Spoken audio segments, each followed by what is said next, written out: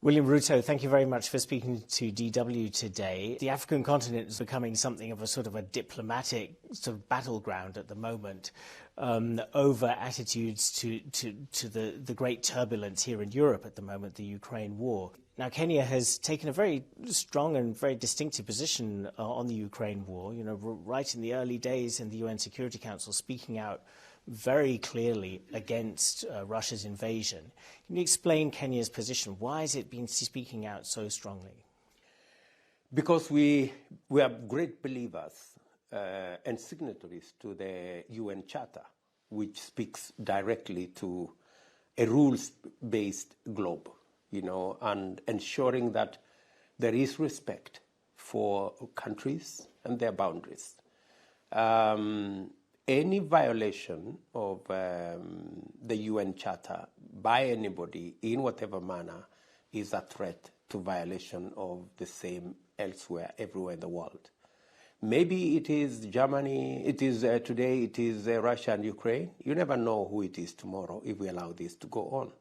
So our position has been, this can be resolved. We must be a rules-based globe. We must respect the UN Charter.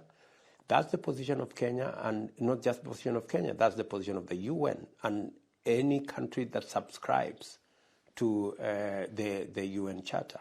And as you say correctly, the world is realizing that Africa is an important destination, important because of what the future portends, This is the continent that has 30% of the world's natural resources. This is the continent that has the largest resources around renewable energy. We are talking about 70% of the population in Africa is below the age of 30.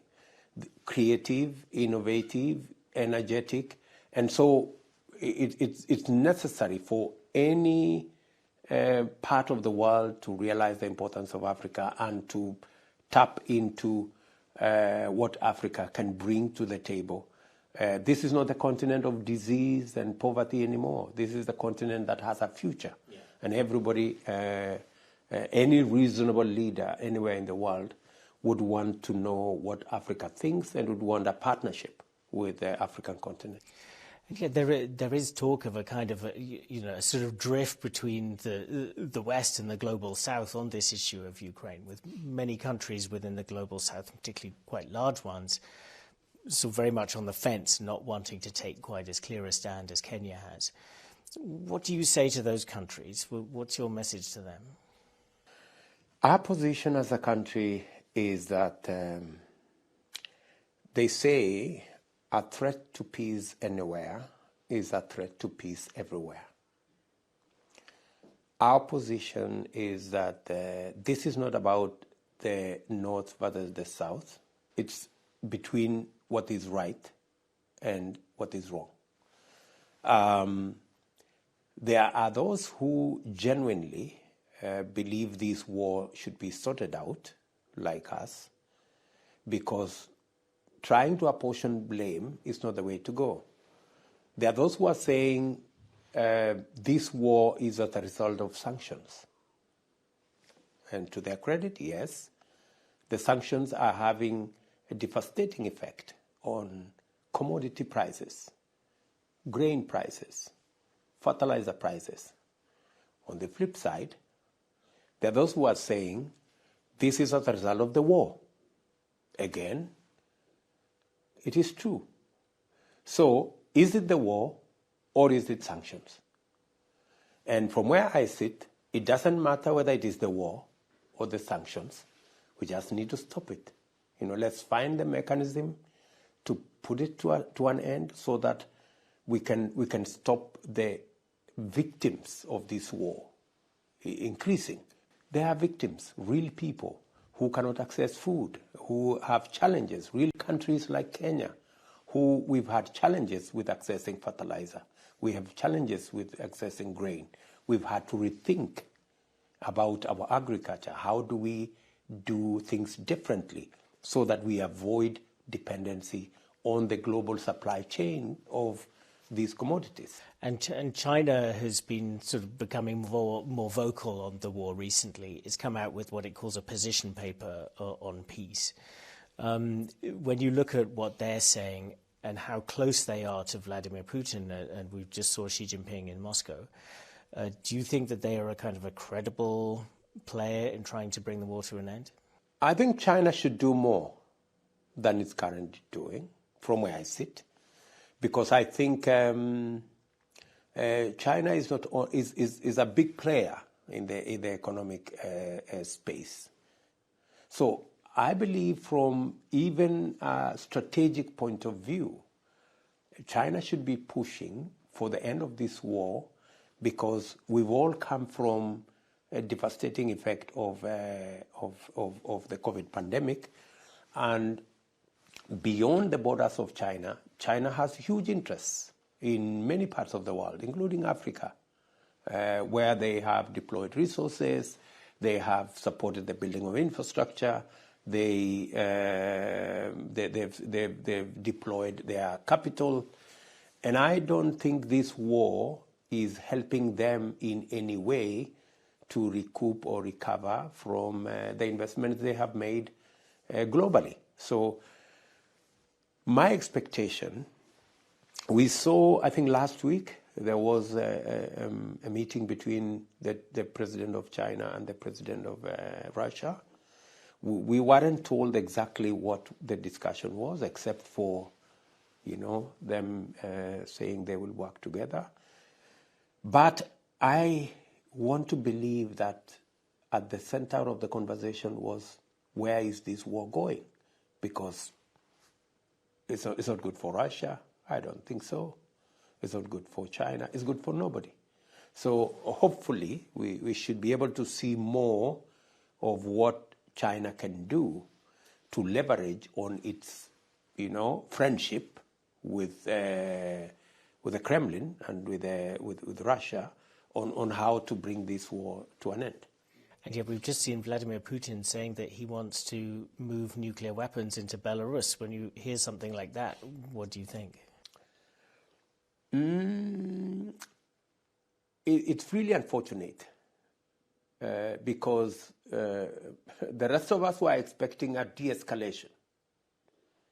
But it looks like a de-escalation is not happening anytime soon. And the threat of nuclear, deployment of nuclear in this whole space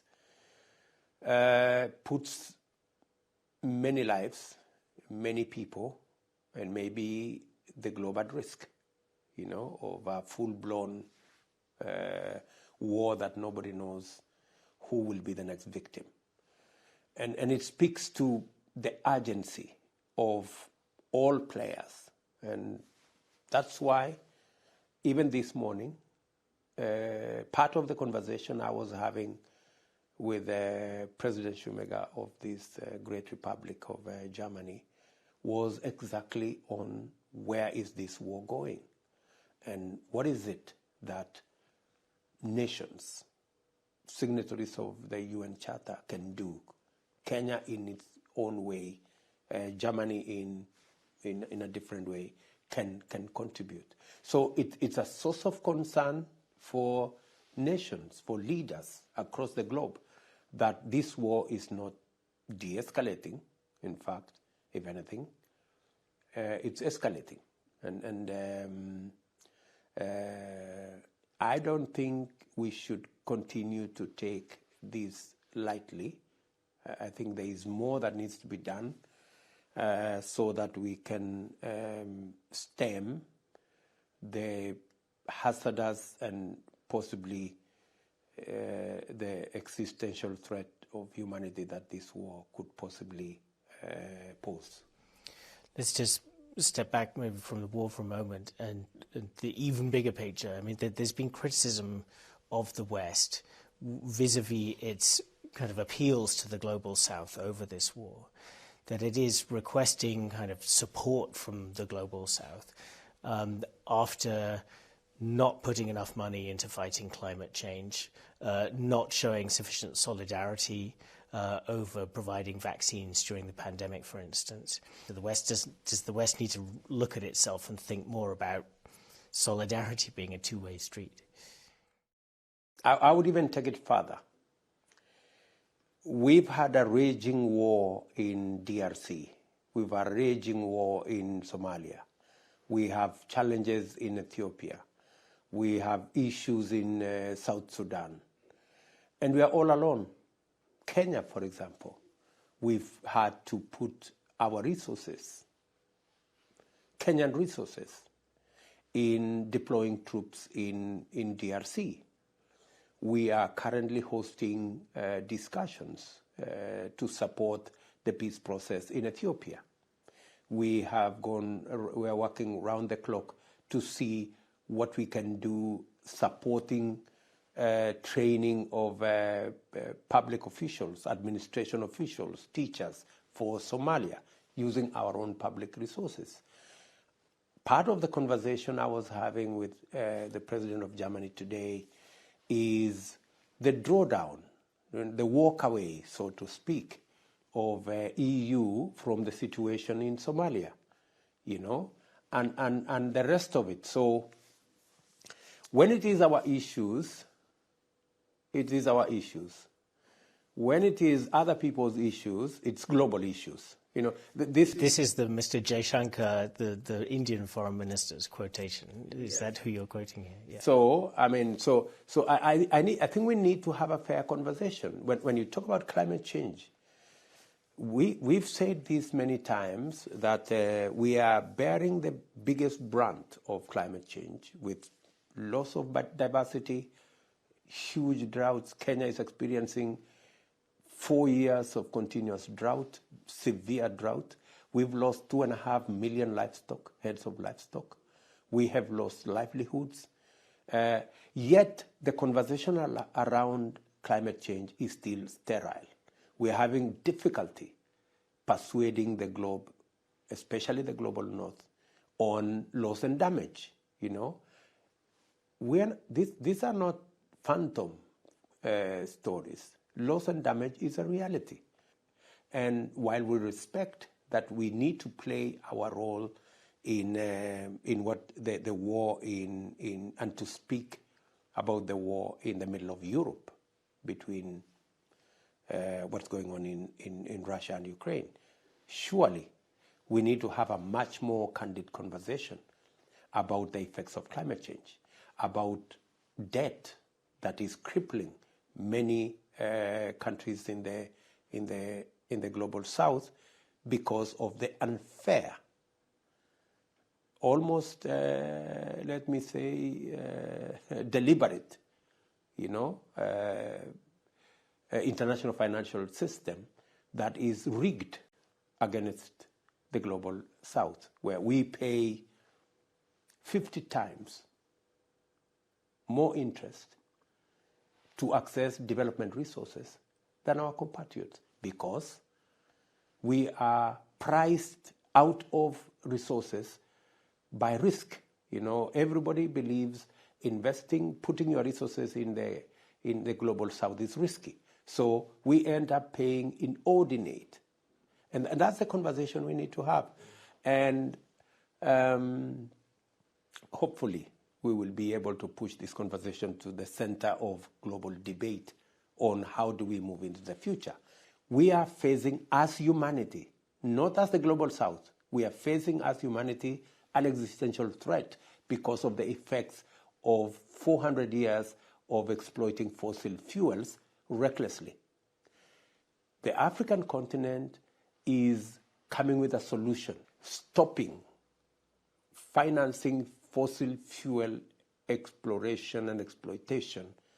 It's not a matter of when, it's not a matter of if, it's a matter of when, because it has to stop. Otherwise, this globe is going to burn with all of us in there. Let me give you an example. We're discussing drought today in Kenya. The president of Germany was telling me about drought in Germany. So climate change has no boundaries. There is no climate change for the global south. There is no climate change for the global north. And those of us from the global south are saying, we are coming to the table with our assets. We have the largest resources of renewable energy. We have the largest natural resources. We have the largest, maybe 65% of the world's arable uncultivated land. We have the largest population, young, energetic, innovative. These are resources that we are coming to the table and saying we need to have a conversation about how do we access development financing?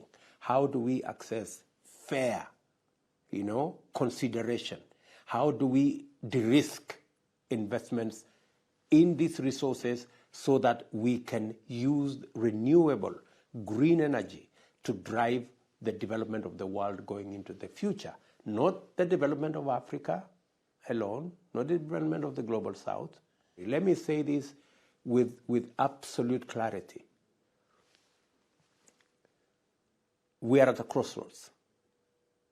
Either we choose to continue the exploitation of fossil fuels and we accelerate ourselves to climate hell, or we finance the renewable green energy in the global south and save the world.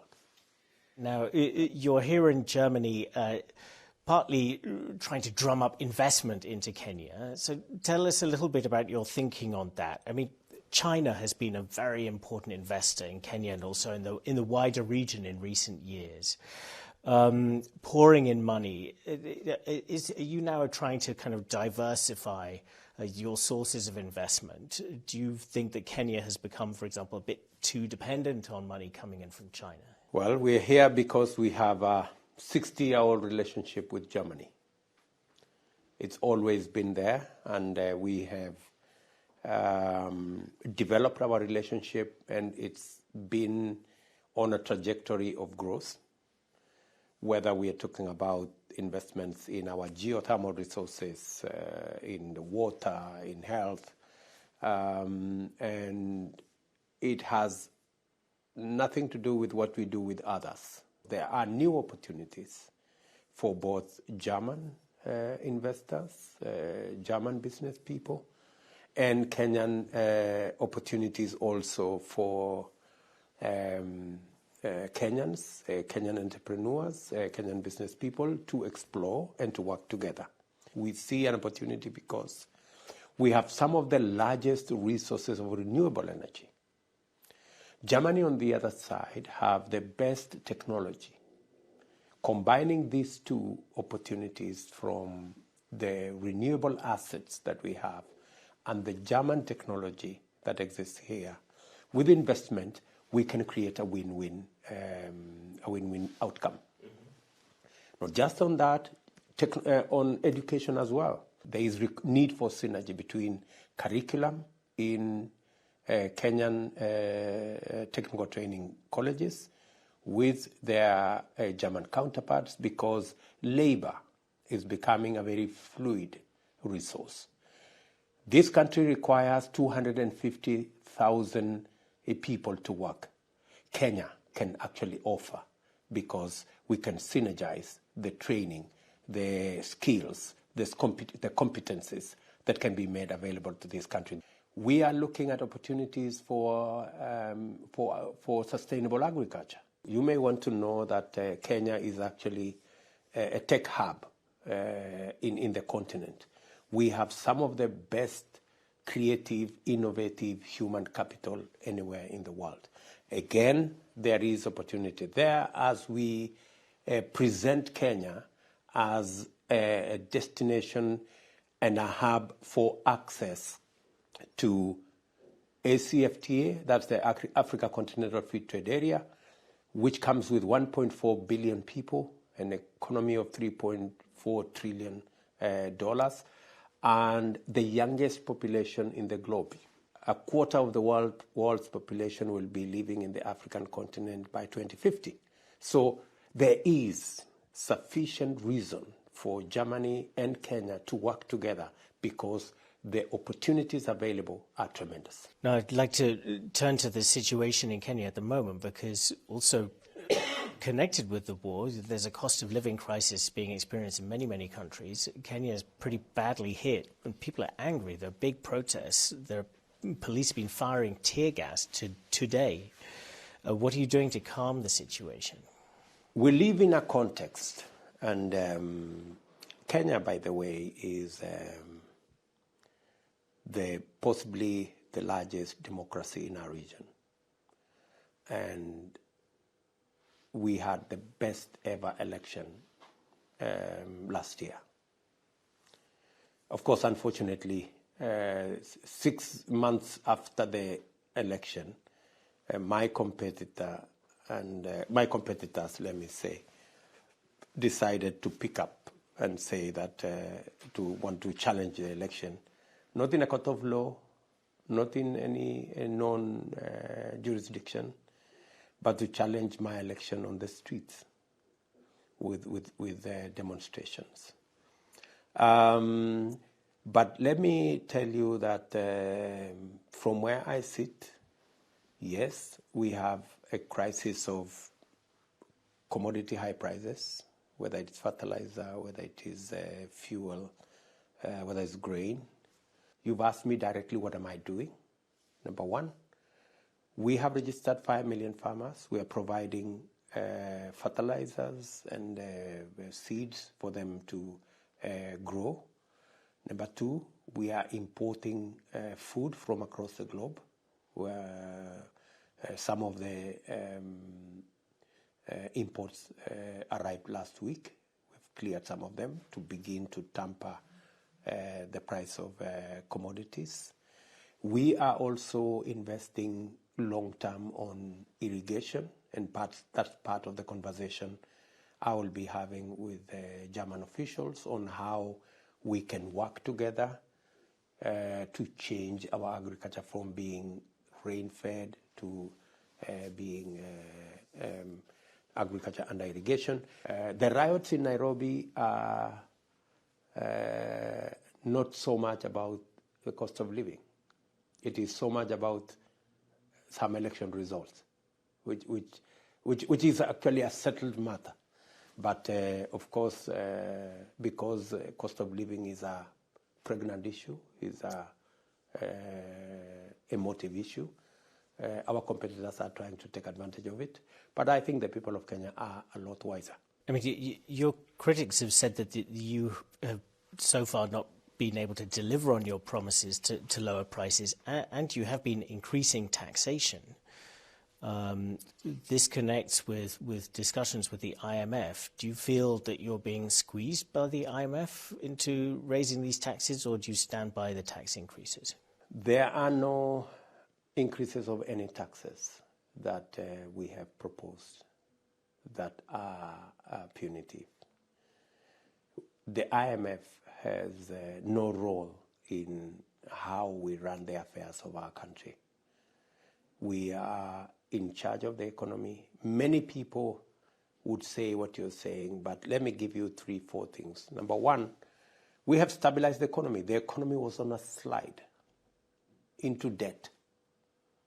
Everybody appreciates that we have stabilized the economy. We couldn't access the international financial markets when I took over.